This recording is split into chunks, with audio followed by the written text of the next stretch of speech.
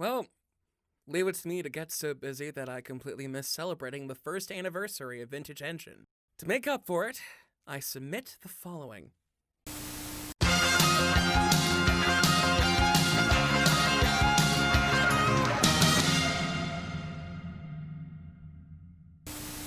It's right around this time last year that we as a fandom were lamenting the turnout of the Power Rangers episode of The Toys That Made Us.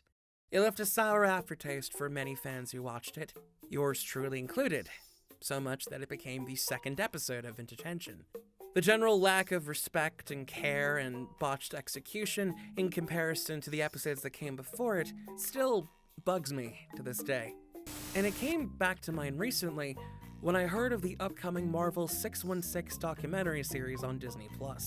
Specifically, it was the announcement that it would devote an entire episode to Toei's Spider-Man TV series, a personal favorite of mine. As you'd expect, I got worried. Because prior to this, any sort of coverage on that show has focused more on its over-the-top aspects. The giant robot, the flying car, Spider Machine GP7, the same shot of Spider-Man with the machine gun. My overall fear was that the general tone of it was going to be delegated once again to the painful stereotype of, Japan is so weird, am I right? So, when a friend of mine let me use their Disney Plus account to watch the Marvel 616 episode, my expectations were flying as low to the ground as possible.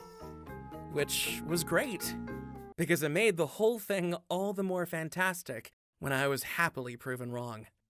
Marvel 616 Japanese Spider-Man turned out to be one of the most heartfelt love letters to a show that, for years, languished in the realm of infamy thanks to jaded comic book fans. Helmed by Jiro Dreams' sushi director David Gelb, the 15-minute documentary went above and beyond expectations. Instead of highlighting the weird, which pretty much every other review of this particular episode online has done, it actually told the story of what went into the making of Toei's Spider-Man.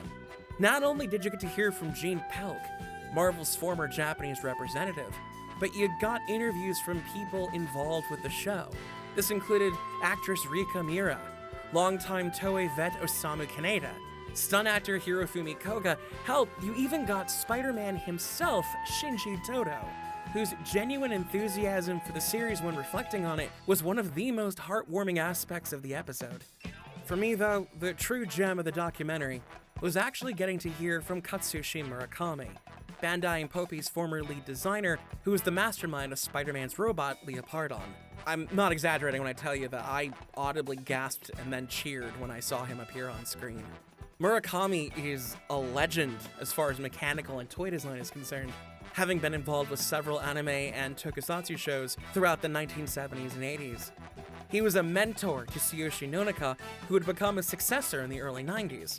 It wasn't just that Murakami was there, but it's the fact that, unlike his successor in The Toys That Made Us, they actually let the man talk. でも私だったらスーパーメカ出しちゃいますよ、スーパーマン。This is the American version. で、やっぱりよりThey require more safety. That's the other thing worth mentioning. Within the span of 5 minutes of this episode, there had been more respect for tokusatsu and Japanese superheroes on screen than the entirety of the aforementioned Toys That Made Us episode.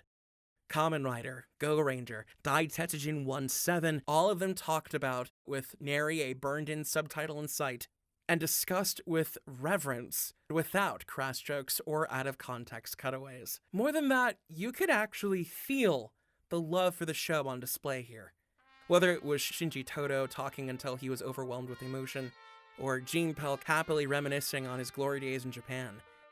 There's just a genuine, loving remembrance in every comment and every interview. This wasn't just a DVD extra talking about an offbeat show. This was a full-on celebration. One that I absolutely loved from start to finish.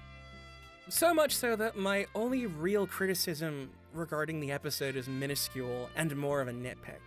It's in regards to the mention of Battle Fever J and Leopardon's impact on Super Sentai and, by virtue, Power Rangers. It's kinda paraphrased.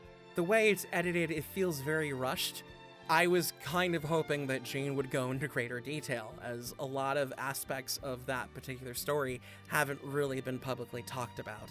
But still, I was just as happy that we even got like a halfway decent mention to begin with. Even more so, I was kind of gobsmacked to hear about the Shogun Warriors connection and how it apparently spiraled out of that. Again, it's a nugget that I would have really loved to have heard more about. Either way, I guess that's just going to be more material for the errata episode at the end of the year. Long and short of it, Marvel 616 Japanese Spider-Man was an unexpected surprise through and through. I'm going to go out on a limb here and say that, for me, this is officially up there with Bringing Godzilla Down to Size as one of the best English-language tokusatsu documentaries. Not only that, it represents the peak of a long overdue turnaround in the feelings towards the character and series. With new merch released in 2020, references in mainline Marvel comics, and teases of appearances in Into the Spider-Verse's sequel, it's clear that the days of disdain for the Japanese Spider-Man are finally behind him. My only hope then is that this particular love letter is reciprocated and Marvel reconsiders making the series available again online. If in the best case scenario it gets released on Disney+, that may honestly be what makes me pull the trigger on getting a proper account. But in the meantime, if you're looking for an excuse to do a quick free trial binge, here it is. I can guarantee you're not gonna regret it.